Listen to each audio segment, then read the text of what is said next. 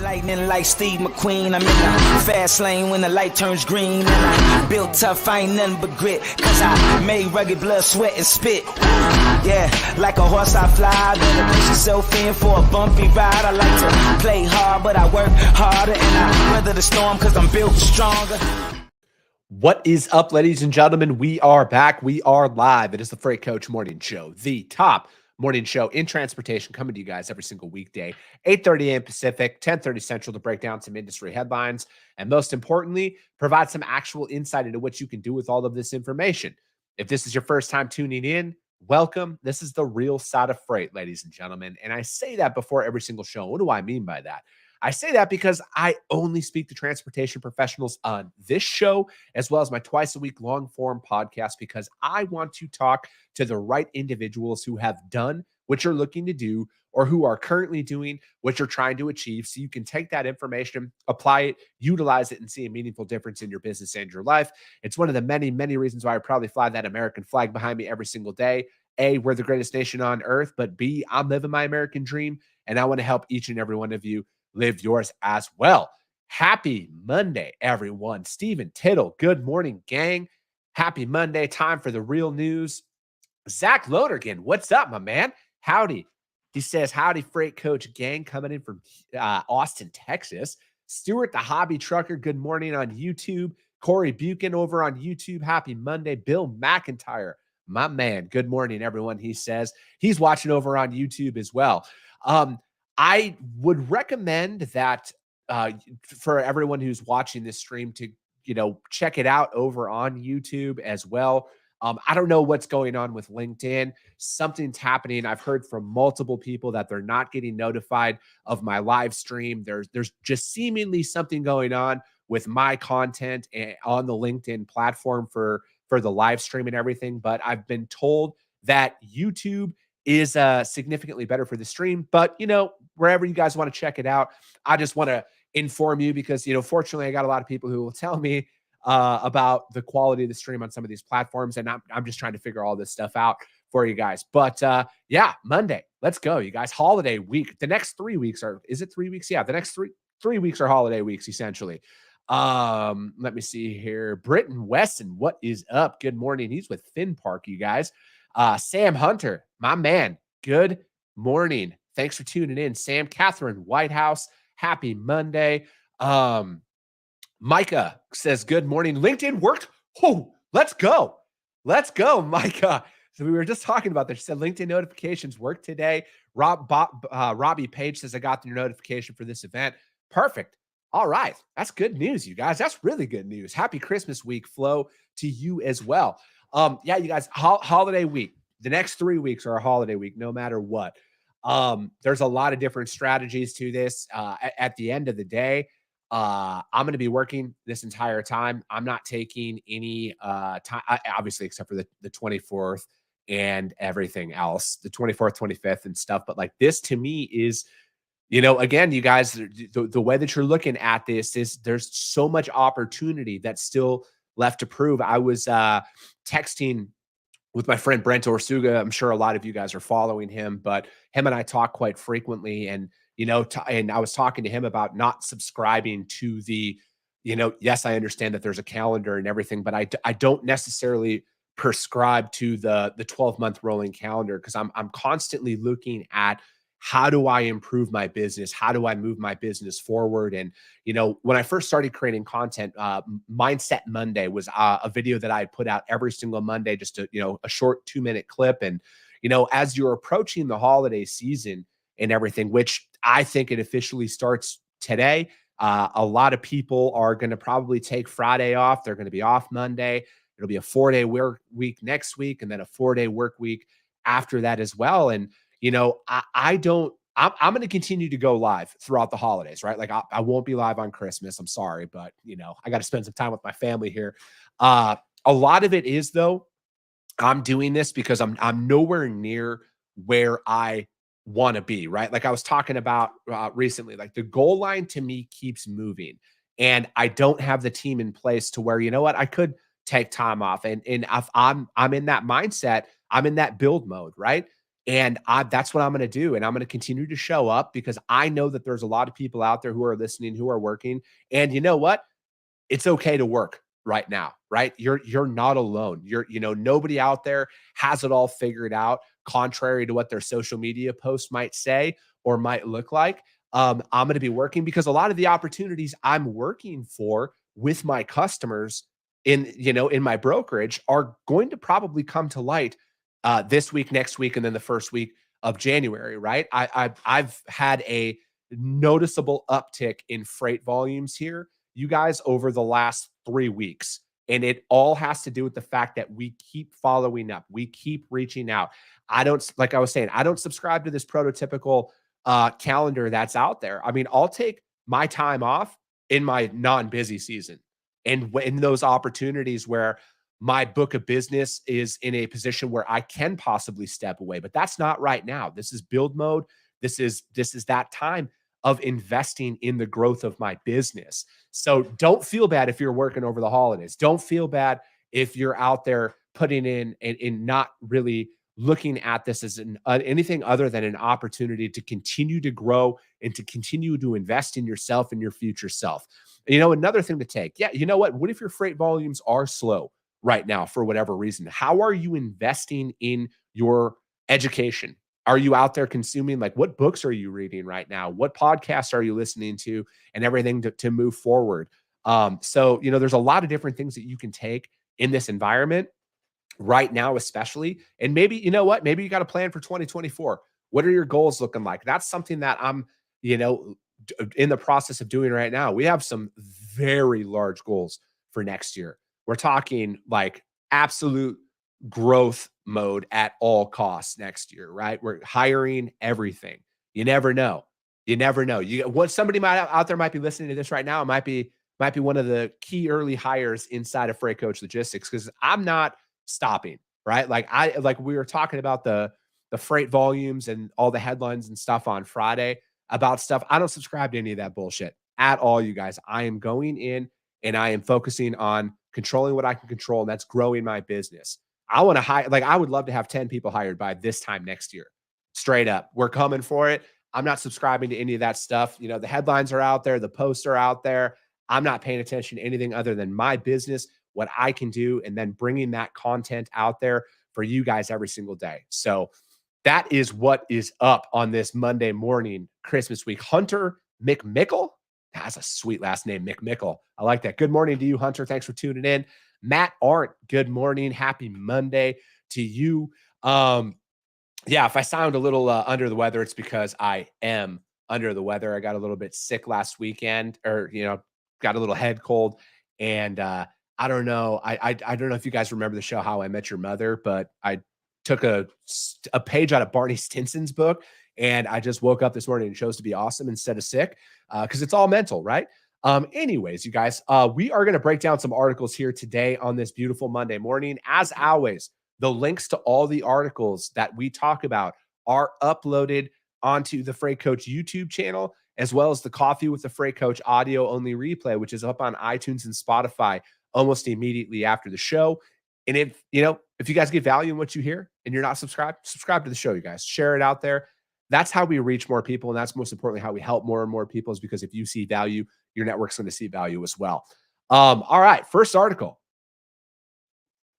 Fleetowner.com. And this is just the gift that keeps on giving. Pension plan unjustly seeking free money from bankruptcy case.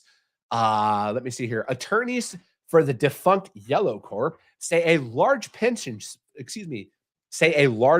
fund shouldn't be allowed to receive hundreds of millions of dollars from the company's bankruptcy sales because the federal government rescued the pension plan with $36 billion earlier this year.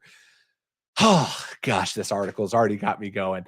In a recent filing with U.S. Bankruptcy Court in the District of Delaware, Yellow's legal team argued that more than 40 claims submitted by the Central State Pension Fund are demonstrably, massively, and improperly overstated and should be thrown out. At the very least, Yellow's attorney wrote, Judge Craig T. Goldblatt should massively reduce the scope of Central State's demands because the pension plan was bailed out by the Federal Pension Guaranteed Benefit Corp earlier this year under the umbrella of the American Rescue Plan Act. So all of our tax dollars went to rescue a pension fund. And the reason I said that is because like Yellow took money as well from the federal government. So it's like the tit for tat of this is what kind of gets me going. And then it says the Central States Fund is a multi-employer fund affiliated with the International Brotherhood of Teamsters, which Yellow clashed with over this spring and restructuring plans. When that dispute came to head in early summer, Yellow sued the Teamsters in June and soon after missed a monthly pension payment. And the Teamsters made plans for a strike, while called off that last minute, crippled Yellow's business and led to its closing in July. On the heels of their Chapter 11 bankruptcy papers in early August, the administrators of the Central States filed claims asking the court to award them nearly $5 billion in withdrawal liabilities because Yellow is no longer contributing to the fund, and another $900 million in so-called participation guarantees. Wow. The core of this counter argument is simple. 36 PBGC's $36 billion payout made Central State whole, and the pension plan can't be paid twice for the same obligations. They also point out that the amount paid to Central States was so large, partly because the pension fund's application for aid last year assumed Yellow would go bankrupt. This is free money, and that this fund does not need, Yellow said. The lawyers also say that the pensions fund requests are precisely the artificial sort of claims creation that bankruptcy courts frequently reject. This is wild to me. Like, I wonder what happened to the 20-some thousand employees. And this is what I've talked about numerous times. What has happened to the 20-some thousand Yellow employees who were Teamsters that are out of work? And, it's crazy to me because, and then another reason why this is a timely article is because, they made like 1.9 billion so far back in sales of their terminals. Yellow did. And obviously that pales in comparison. Who knows how much money is going to be left over at the end of this, because, inside of Chapter 11 in the bankruptcy thing and everything that's going on. And and then it goes on to talk about Yellow's largest shareholder is an investment firm, which this summer quickly built a stake of more than 40%. It has also helped fund Yellow during their bankruptcy case, along with hedge fund Citadel. Those loans are among those to be paid off, with the 1.9 billion being raised. The Treasury owns a 30% stake in Yellow, a holding it received in granting the company a controversial $700 million CARES Loan Act. So, as we're going tit for tat on all of this, Yellow got bailed out by the government. Central States, the pension, who's suing Yellow, also got bailed out by the federal government. And where all that came from is all of our tax dollars and all of those 30,000 people at Yellow who are now out of jobs. So I think that this is, obviously it's going to be part of the bankruptcy process, but it's a ballsy move, right? Like I just look at it, and this was one of those first things that I was corrected on earlier this year, because I'm not a fan of the Teamsters. All right. I will be brutally honest about it. I've never been a fan of the Teamsters. I'm not a fan of unions at the end of the day. I understand where they could be in, of value out there, but some of the tactics that you see are leaving an unfavorable taste in my mouth. This is just my opinion, you guys. But I think that from my perspective, it just shows that, like our tax dollars were essentially thrown at this. And now how does that come back? Like, if anything, I would love to see that money come back to us, the citizens that pay for the CARES Act and all this other bullshit that's out there that's bleeding us financially. So that's what I was very noticeable and missing from this, in saying anybody's plan to pay back the tax dollars of all the billions of dollars that are thrown into these things. And all of us are left holding the bag. So the irony of this article is Yellow got bailed out by the government. Central States got bailed out by the government. The Teamsters have gotten bailed out by the government. We haven't, though. Fuck. Our taxes are going up. So again, the irony of this entire article And then the fact that there's still, 20 some thousand quote unquote brothers Teamsters that were let go and weren't seemingly rehired. And again, like I've admitted, I will eat crow if somebody shows me how they were all placed out there. Because again, my thing is the Teamsters hung yellow out to dry to get the UPS deal. That's just what I think. That's just what I think. They knew they were the sacrificial lamb. And that's not saying that Yellow was the greatest company ever. Okay. Yellow, in my opinion, was the sacrificial lamb by the Teamsters to get their other union deals pushed through at their other ones. Because there was like 5 union contracts that were up for renewal this year. So that article, fleetowner.com, pension plan unjustly seeking free money. They're all seeking free money. That's all it is. That's all a union is they're looking for free money. Anyways, you guys, let's see. Jeff Dickinson, what is up? He says, you are right. It's hammered down time. Amen to that. John Radvansky, good money from sunny North Texas. April Maroney, what is up? Hey, April, I got your thing in the mail on it came in, it looks like over the weekend. I just opened it up this morning. Thank you so much for sending that to me. I am going to be sending out your stuff here this week. I have slacked on it, and there are some others as well who have reached out. Corey Buchan, you're one of them. I'm going to be sending your stuff out here as well and get it out there. Let me see here. Jackknife TV, definitely agree with your union points. That's for sure. Appreciate that. And again, you guys, like I've said, if somebody out there is pro-union and pro-Teamsters and everything, and they can come on, I'm open to the Teamsters coming on and talking on the show. I really am. You guys, I'm not opposed to it. I believe in honest dialogue with each other. I truly do. But ironically, don't see any of that coming out. Let me see here. All right, next article we're going to break down. This one came in over the weekend. It was from ttnews.com, and it was the attacks that pushed shipping giants to pause Red Sea voyages. I don't know if you had saw that, but over this last couple of days, then it goes on. Spiraling attacks on merchant ships by Houthi militants off the coast of Yemen have prompted widespread trade disruptions, with some of the world's biggest vessel owners evaluating whether it's safe to send crews into the Red Sea. 2 of the world's largest container shipping lines on December 15th said that they were pausing transits after earlier vessels were attacked. Two oil tanker companies have now said they are insisting on a clause in charters that will allow them to send their ships around Africa if they deem waters off of Yemen unsafe. I think we all know what's going on in the Middle East right now. And the moves will pile pressure on the U.S. and its allies to improve security along one of the world's most important trade corridors to avoid undermining the global economic recovery. An international trade group called for more military support to end the attacks. And it goes on to say Houthi militants have been attacking more and more merchant ships in the Red Sea, especially vessels that they claim are connected to Israel in response to the war in Gaza. We all know what's going on over there. Again, the show is not about politics at all. I'm not going to comment on that except for this specifically about what's going on. All I will say is I'm sick and tired of innocent people across the world dying. All right. That's what I will comment on that. The world's second largest owner of container ships said in a statement that it has instructed its vessels heading for the southern entrance. Gosh dang it. My computer just moved. Shortly after Maersk's announcements, Germany's Hapag-Lloyd announced a halt until December 18th, and then it will decide. And then Maersk and Hapag-Lloyd ranked number 5 and number 13, following the near-miss incident involving Maersk's Gibraltar yesterday, and yet another attack on a container vessel.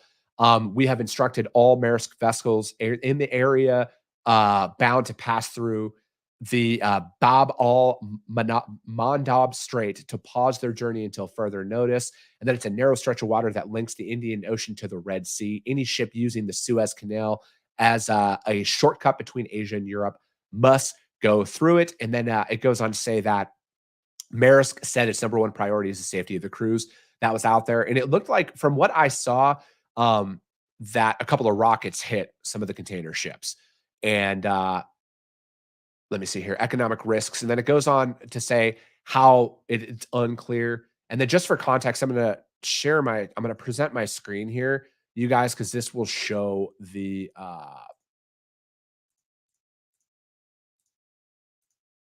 nope, hold on one sec. There we go.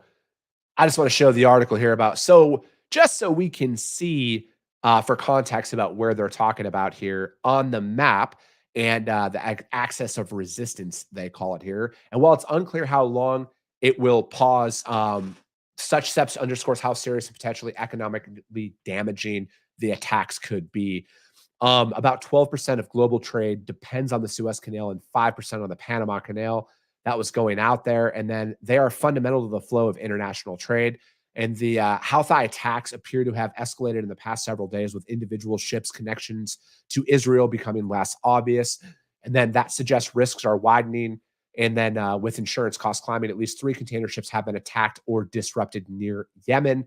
And then it goes on to talk about the military pressure that is going on. And the International Chamber of Shipping, which represents the shipping industry, on December 15th, praised the actions of naval forces that have assisted the vessels so far. And it calls for the support of full naval security forces in the region. Earlier, the Yemen-based and Iran-backed Houthi militants said they attacked the MSC Alanya and the MSC Platinum III with naval missiles. Maersk's vessel was the target of attack that missed on the 14th. And then the ships were targeted after refusing to respond to warnings from Yemeni naval forces, said a spokesman for the terrorist group. And Hapag-Lloyd also said one of its vessels, Al Jassara, was attacked out there. And then we are committed to the best. Yeah. So essentially, you guys, like, this could turn into a pretty massive issue if this isn't dealt with, right? Like, again, I'm not advocating for anything other than the protection of innocent civilians here. And, when you see container ships getting attacked, obviously that's, again, I wasn't in the military, but, attacking the supply chain is usually the first couple of steps to cut off supplies from certain areas. And, it looks like this is going to be one of those things. So it's going to be interesting to see what the military response is going to be to it, how it's going to affect things. And then is this going to, like, what effect is this going to have on the flow of goods, right? Is this going to be another thing where it's going to change ports and everything else and change routes? And how is that going to affect the freight market, right? And I think that that's one thing to take into consideration as we're looking out there, right? Like, this could be I don't know. I'm not saying that this is going to be a good thing, but this is, one of those disruptors that could throw a wrench into the U.S. supply chains. You guys, they all are when they're out there, when you're looking at all of these instances, right? So that's why it's really tough to predict, especially with, Catherine Whitehouse says right here that she's been following this news, and it's a scary world we live in. There's a lot of geopolitical events that could upend the U.S. economy and the freight flow and everything coming up here in 2024. So that article was from TT News. Jackknife TV says, the way I see it, at the union really fought for their workers, the southern border would be closed and there would be tremendous immigration reform.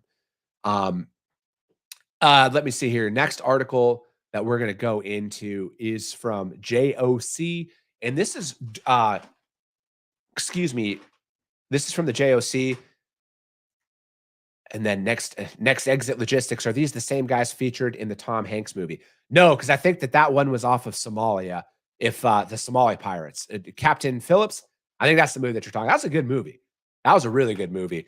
But yeah, I think that one was Captain Phillips, and that was Somali pirates. This is, I think, like the terrorist groups that are fighting inside of the whatchamacallit right now in Israel and Palestine. I'm always right. No, I'm just kidding. Anyways, next article that we're going to break down, JOC.com, retailers retooling supply chains amid lower demand. And then it goes on to say some U.S. shippers are planning to do more with less inventory, less transportation spend, and in some cases, fewer distribution centers. In a recent third quarter earnings call with Investment Analysis, shippers are returning to normal, i.e. pre-pandemic supply chain and inventory strategies. And then it says, now that we are past capacity constraints we experienced last year, we are reducing the number of temporary outside warehouse facilities being used to store product as inventory flows more effectively, said Todd Vassos, who's the CEO of Dollar General. He didn't say how many facilities would be cut, though. And then the discount retailers' plans are part of a broader reallocation of logistics resources as supply chains settle down. For some shippers, including Dollar General, that means rebalancing the number of leased versus owned facilities. Dollar General expects to keep a few of its temporary facilities, but transition out. I think Dollar General, to me, is a very interesting case study. And that's just due to the fact that they've been very vocal about building out their own private fleet. And I think that they are really setting the standard for how large chain retailers could operate. And then again, you look at it like this. Walmart, large percentage of their freight is on their own fleet, right? Yes, they do outside transportation. And it looks like Dollar General is looking to take more and more control of their supply chain. And, again, it's going to be interesting. I think that, because they've privatized the majority of their fleet. And then if they're going out and then the build versus buy model of warehousing and seeing again, like that's when you read articles like this, some people could point to be like, oh, retail sales are this. This is what businesses do, you guys. They optimize their operations, right? Like that's what these CEOs and these C-suites are paid to do. They're paid to look at their operations, their workflow and everything. How do we optimize it? How do we save money? How do we preserve shareholder value for the publicly traded companies that are out there? So you could take this in two ways and say, oh, it has everything to do with the retail sales and the economy and everything else. I don't think so, you guys. People are going to look at this all the time. I've had some old customers that I've shipped with that have invested millions of dollars in building out their own private fleets because they said it's cheaper to employ, maintain, and do it all on their own and handle all their own transportation than it is to go out there to the open market due to the unreliability of certain things that happen, right? So again, it's interesting to see. Is this going to be everybody? Is everybody going to take a page out of this book? No, because it is extremely expensive. But I think it's a good sign for a case study on how businesses can optimize their supply chain. And does this mean that they're going to never work with outside providers? Probably not, right? Like look at Walmart, look at Costco. They have their own fleets, but they also utilize outside transportation. So I think it just flips the balance and brings more control over it. And then it goes on to say that we're opportunity to optimize. We're benefiting from a more than 2-week reduction of import lead times compared with last year, said John Mulligan of Target. And then several retailers and direct importers have said cargo velocity through their warehouses is accelerating. They're turning their inventory quicker and are using less space to do so. I mean, and then it goes on to say physical space within distribution networks isn't the only target for a slim down. Dollar General and other retailers are rethinking how much product and what products they want to offer at a given time. And then Big Lots calls it flexing our assortment. President and CEO of Big Lots said is increasing inventory for top performing categories in stores while taking out bottom performing goods, which is standard, right? Like retailers are going to assess what goods sell, what goods are not, and then they're going to store more based on that. I think if anything, the last couple of years probably alerted more people about like what's important to actually have in stock, because in the event, again, you guys, like we're one bad thing away from a major geopolitical event, it seems like in today's day and age. And then again, I think like people are going to learn through these last couple of years and they're going to store better inventory levels. They're going to be more strategic in their approach. I've said this before. I haven't said this lately. I personally think the future of transportation is a hub and spoke model. You look at airlines, for example, like American Airlines has a hub in Dallas, Texas, right? They have their small 500-mile flights that come out. They have some of their long haul ones and everything that come out of these hubs. But I think like that's where transportation inevitably gets is there's going to be major distribution centers out there that are going to be a hub and spoke, and there's going to be a 500-mile turn and burn. I think regional transportation is the wave of the future. That's just my gut. But that article is from the JOC, and I know we're kind of coming up on time here. Retailers retooling the supply chain.